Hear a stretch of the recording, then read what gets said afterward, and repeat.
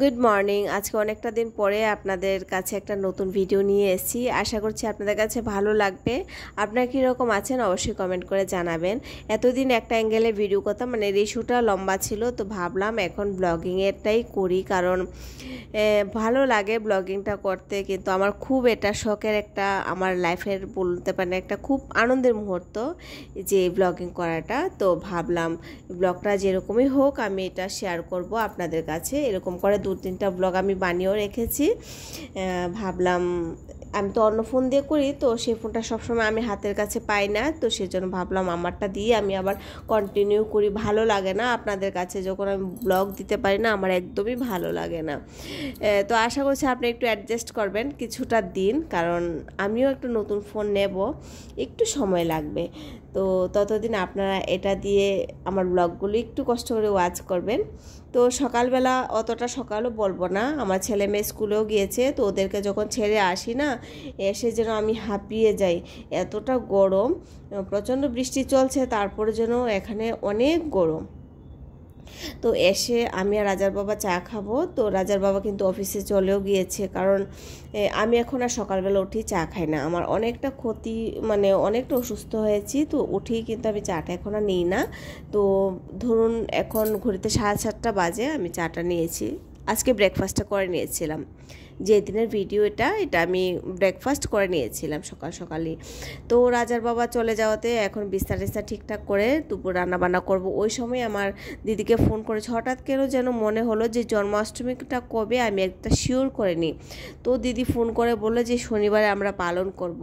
তাড়াতাড়ি কি করলাম, যে হাতের কাছে কাজগুলো তাড়াতাড়ি করে কমপ্লিট করে ভাবলাম আগে আমাদের সামনে যে হল রুমটা সেটা আগে ঠিকঠাক করি, কারণ এই ঘরে যেহেতু আমাদের মন্দির আছে, তো পুজো তো আমার এই ঘরেই হবে, তো এই ঘরটা আমার ক্লিন করতে হবে তাড়াতাড়ি। অফ ক্যামেরা জানেন তো আমি আর কোনো কিছু আপনাদের জন্য শ্যুট করতে পারিনি। আগে আমার এই ঘরটাকে ঠিকঠাক করেছি, আর এমনিতেও করতে হবে কাজ, কারণ এই ঘরটা যেহেতু একটা দরজার সামনে অনেক ধুলমিট্টি আসে, তো ভাবলাম এটা আগামী দিন আমি অ্যাড করে দেব ব্লগটা, সকাল সকাল আমি কন্টিনিউ করব। তো আজকে এই দিনের ব্লগটা কিন্তু অতটুকুই।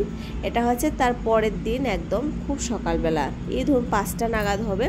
উঠে দেখি মুষলধারে বৃষ্টি, রাত থেকে শুনতে পাচ্ছি বৃষ্টি চলছে, কিন্তু রাতে তো আর বেরোনি। আর এই সকাল সকাল যে বাতাবরণটা ভীষণ ভালো লাগে। এসি নিচে থেকে যখন আমার হলরুমে আসি প্রচণ্ড গরম থাকে, কারণ হলরুমটাও তো বন্ধ থাকে, প্রচণ্ড গরম থাকে। তো যখন বাইরের দরজাটা খুলি না, একটা ঠান্ডা বাতাস আর চলছে সঙ্গে বৃষ্টি, কি একটা অসাধারণ সময় আমার জন্য এই টাইমটা। প্রতিদিন আমি বেলকনি একটা এনজয় নিই সকালবেলা উঠে। আর এদিকে কারণ প্রকৃতি বাতাবরণ সকালবেলা নেওয়াটা ভীষণ ভালো, আর সেটা কিন্তু খুব দরকার। এই যে বাসি কাজকর্ম থাকে, তো সকালবেলা উঠে ওদেরকে সঙ্গে সঙ্গে ডাকও দিচ্ছি, কারণ আমার ছেলেটা আবার এক্সাম শুরু হয়েছে, ওকে ডাকছি। আবার বাবাই তো স্কুলে যাবে, ও তো যেতেই হবে, ওর এক্সাম শেষ, তো ওদেরকে ডাকতে হলো। ঘরটা ঝাড়ু দিচ্ছি, মানে আমার টার্গেট যে একই কাজে মানে একই সাথে দুটো কাজ করে নেব। ওদেরকেও ডাক দিয়ে তুলে নেব, আর সকালে ঘরটাও ঝাড়ু হয়ে যাবে, আর বারান্দাটাও মুছে নেব। সেই কাজকর্ম করে তারপর রান্নার দিকে যাব। তো সকাল সকাল আজকে তারপরে বলো 5টা 10 বেজে গিয়েছিল উঠতে উঠতে। আর এদিকে বাসি কাজটা কমপ্লিট করে, নাইটিটা তো আমি উঠেই চেঞ্জ করে নিয়েছি। তারপর কিন্তু আমি বাসি কাপড়ে কিন্তু আমি বাসি কাজকর্ম করি না, কাপড়টা চেঞ্জ করে তারপরে কিন্তু বাসি কাজকর্ম, ঘরে যে কোনো কাজকর্ম করি।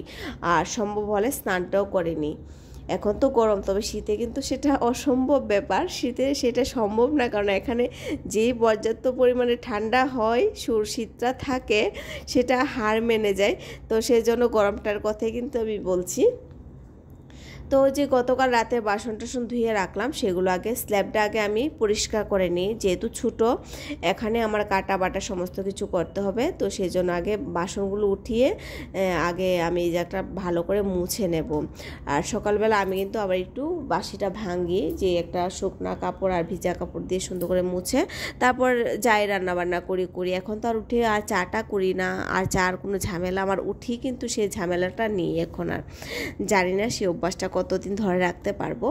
জল টল খাই বাকি, তো তারপরের থেকে আমার শুরু হয়। আর এখানে করব একদম একটা ঘুগনি করব, আর সঙ্গে স্কুলে পুরি দিয়ে দেব, পুরি আর ঘুগনিটা। এত সকালবেলা আমি কোনো রেসিপি আপনাদের সঙ্গে শেয়ার করতে পারি না, সত্যি কথা, কারণ সম্ভব হয় না। যদি আমার একটু ইসের জন্য যদি বাসটা ছুটে যায় তো বলুন কীরকম দেখায়। আর ছেলেটার এক্সাম চলছে, সেজন্য ভাবলাম রেসিপিটা আমি আর ক্যাপচার করতে পারলাম না।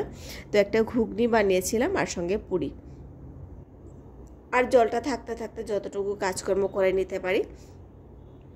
তো আজকে ওই দিন আমি স্কুলে রাজাকে দিয়ে আমি আর দাঁড়াইনি, গেটে ওদেরকে ছেড়েই না আমি চলে এসেছি। বাসটা মুভ হয়েছে আর পেছনে পেছনে আমিও চলে এসেছি, কারণ ওইদিকে দাঁড়ালেই একদম 10 থেকে 15 থেকে 20 মিনিট হয়ে যায়, মানে কখন যে আধা ঘন্টা পেরিয়ে যায় মানে চোখের নিমিষে।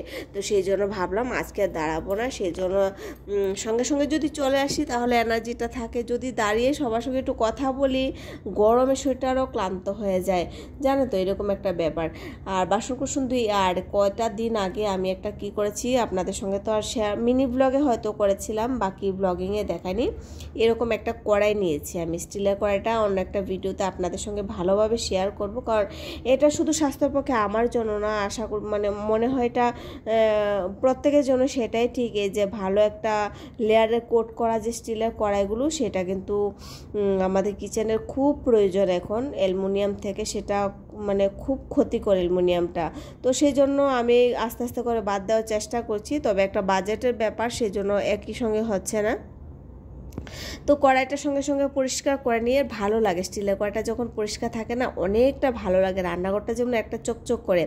তো সকালবেলা রাজার বাবা গিয়েছে আর আমার ব্রেকফাস্টটা নিয়ে বসলাম, তারপর যাব রান্না বান্না করতে। আর অতক্ষণে তো আমার মোটামুটি ঘরের বেশ অর্ধেক কাজ হয়ে যায়, তারপর ঠাকুর পূজা থাকে আর রান্নাটা থাকে, বাস অতটুকুই। আজকের ভিডিওটা আপনাদের কাছে কীরকম লেগেছে অবশ্যই জানাবেন।